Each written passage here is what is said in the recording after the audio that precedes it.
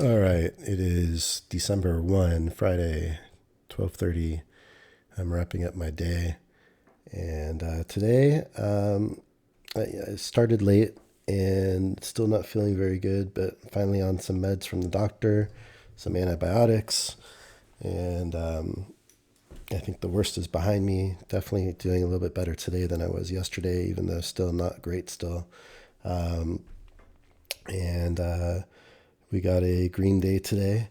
Now, you'll see here on my PA account, I managed to make a mistake. And so I'm down $8.62 on the one PA account I traded today. Unfortunate, but I'll explain it. And I'm up $2,415 on the evaluation accounts. There were two evaluation accounts that I didn't trade in that group, that I'm kind of keeping sort of as a backup.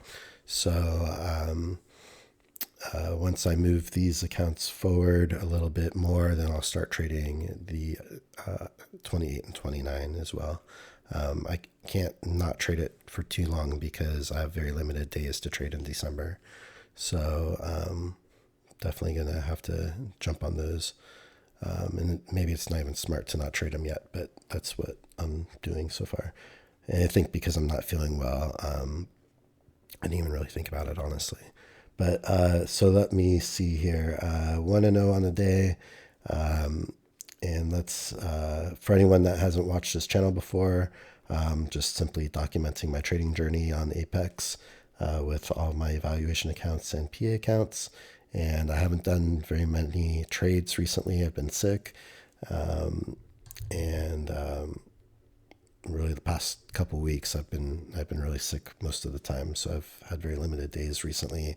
My channel's been a little bit boring because there's been a lot of no trades on days and missed days and whatnot, or limited hours. But I am keeping track of all my stats over here, as you can see, and I show all my P&L and balance every day. The R Trader as well as the Ninja. Sometimes when I'm flipping contracts and stuff, the commissions gets weird when I switch back and forth between the MES and the ES and whatnot. So sometimes it gets a little funky here. Like on my PA account, it should actually say minus $8.62, but here it doesn't say that. But in the R Trader, it does say that correctly. So let me show you what we had today. All right, so I started late today. When I started, it was, I think, somewhere in this area, a little after 8:30 or so, if I remember. And We were in a range-like structure for most of the day before that, and then when I started, it was kind of breaking out of that. I don't remember exactly when I started, somewhere between 8:30 and 9, I think. And so didn't see anything for quite a while, but finally did get to a setup that I liked. And what we had, oh, let me show this again. We had a trend up, a break. It formed another trend up. So we had a break of that and then a new high here. And then once we got to this high, I wasn't sure exactly what we were going to do, if we might make it down to the original top of the original range. But I did mark out that there was some support here, and it tagged it here perfectly and, stayed there. I was actually considering just buying down here for this one and this one. I didn't do it, but it would have worked both times, just on limit orders. And I'm going to start doing that at some point. I know they're a little bit risky, but you can minimize the amount of risk because you just use the previous low as your stop when you enter. And I just put a limit right on the support line when I do that. But I was happy today because I got a NLTS set up, and it feels like it's been a long time since I've taken one. And it was a little risky because we had this range, and it was kind of breaking out and failing, and it wasn't really clear if it was going to break out of it or not. And at the same time, it seemed to be forming a kind of newer, tighter range. and the close of my PV bar was right on the resistance. So I waited and didn't take it right away. I waited to see what this bar was going to do. And then when it looked like it was going to close more bullish, I entered it. And then it closed right at the end. Not the greatest looking bar. But once I had a strong close on this bar, I felt pretty confident about it. We had this trend break. So we were looking for the new high, which it technically already reached on this bar. But we also had the measured move that I had in place, which it worked out to the tick. I did try to go for a runner, and the runner only got me 5 ticks. And what I do with the runner is once I get my 8 or 6 tick scalp, I move it to +1. And then once it goes to the 9th tick, it moves up to +4. And then I trail candles after that. And so I had it 1 tick below this signal bar. And I decided not to put 1 tick below this because it was pretty obvious it could just tick 1 tick below and potentially keep going if it was going to keep going. So I left it 1 tick below here, figuring if it goes below that, then it's probably not going to keep going. And that's what it did. So did pretty well. Happy with that trade. I felt like the context was pretty good. Just the resistance was a little bit not the best, but on my chart that I use for my NLTS setups with my hidden indicator to the left of this chart, everything was in place. It was like a perfect gold setup. Gold meaning that it was an objective trade. And so I got the 8 tick scalp and a 5 tick runner. Now something weird did happen on this where I think when I got my scalp, for some reason the PA account didn't exit on the scalp, is what it looks like to me. So then when the runner got taken out, I saw that I was still in the trade for, I think it was for 3 contracts still at that point. So I had to flatten, and so I think I only got maybe 5 ticks in total for all the contracts on the PA account. And then the reason why it's actually -$8, like it says here, is because I actually, right before this trade set up, I was thinking I wasn't going to get a setup for the day. And so I decided to flip contracts for all of my evaluation accounts.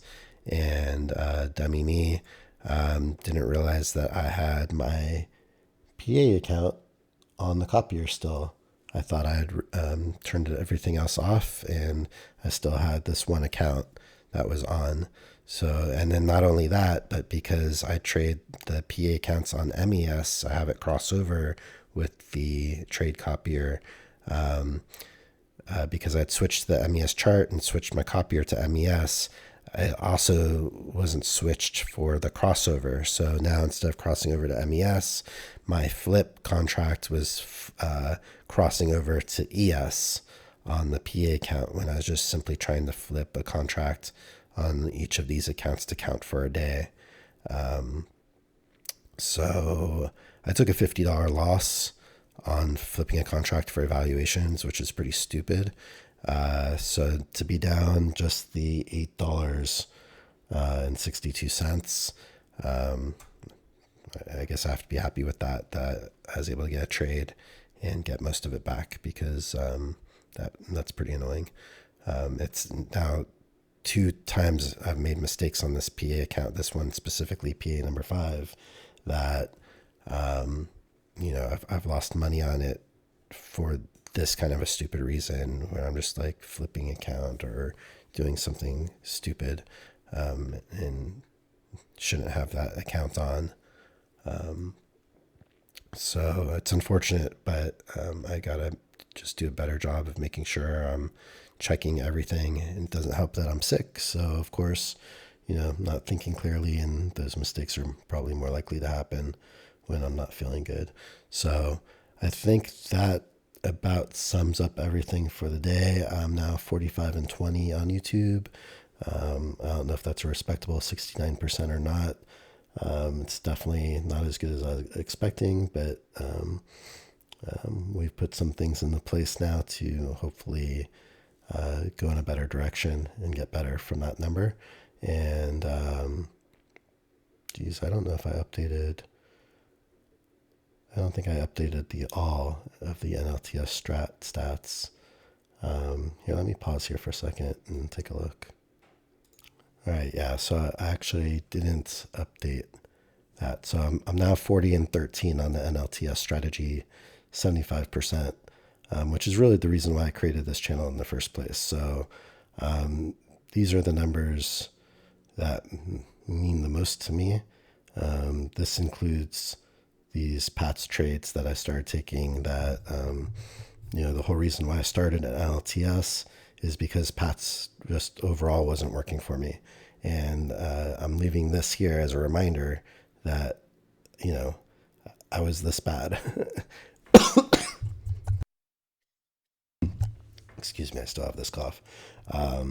So it's a reminder to try to get me to try not to take the trade for PATS unless it's like just so perfect I have to. And I think if I concentrate on the NLTS, I'll be much better off. I also think that my stops were bigger. So when I was getting these losses, these 13 losses previously, I was taking really big losses. And now my strategy, I've tightened up the stops. So if I do get losses, and maybe I'll get more losses because of it, but I'll be taking smaller losses. So I think if I had been doing that from the whole time, my accounts would have been in a different situation. And I would have been better off because I was taking some really big losses. That, if you're in the 90+% on the strategy, then, maybe I could afford to take those bigger losses. But seeing how it was working out just didn't make sense to take such big losses. It wasn't saving me from losses for the most part. So the idea now is like for this trade, for example, I put the stop right below it, just like a PATS entry. I use it as a signal bar. And if it doesn't go right away, if there's a pullback, then the trade's likely not to work anyway. And so I'll just take that smaller loss. In this case, my risk was 7 ticks total on the trade. So, if it had pulled back below there and then went, well, I would have got the loss even though it would have still worked, and my original stop would have been kind of more down here. But I just don't see a reason to do that anymore. So all in all, I'm happy to get this win today. I'm happy it's an NLTS trade, and I'm going to just come back stronger, better, healthier next week and try to get on a run here. I would love to get this account passed and this account passed. This account was a free account. I'm not expecting to be able to pass it, but we'll see what happens. I need to up the contracts on this as well as this because there's just not going to be enough time to make $9,000 with the amount of days I trade if I'm only making, $700 or $350 per trade. So I'm going to be more aggressive on these ones, and then these have more time. I think all of these have a pretty good amount of time. I'm not sure. Anyway, I think that's it for me today. I'm just rambling at this point. I don't feel good. I'm ready to stop and go rest. So have a good weekend. Thanks for watching. 71% discount using this code or any other code that you might have until Christmas, I imagine. And then maybe they'll do an 80 or 90% again. So I would I'll actually recommend waiting for the 80 or 90%. Since it would be shocking for them to not do some kind of Christmas, New Year's discount. And otherwise, 45 and 20 overall, and ending it on a green day. So I'm happy. All right. Thanks for watching. Like and subscribe if you like this format and want to follow me on my journey, and continue on next week. Thanks for watching.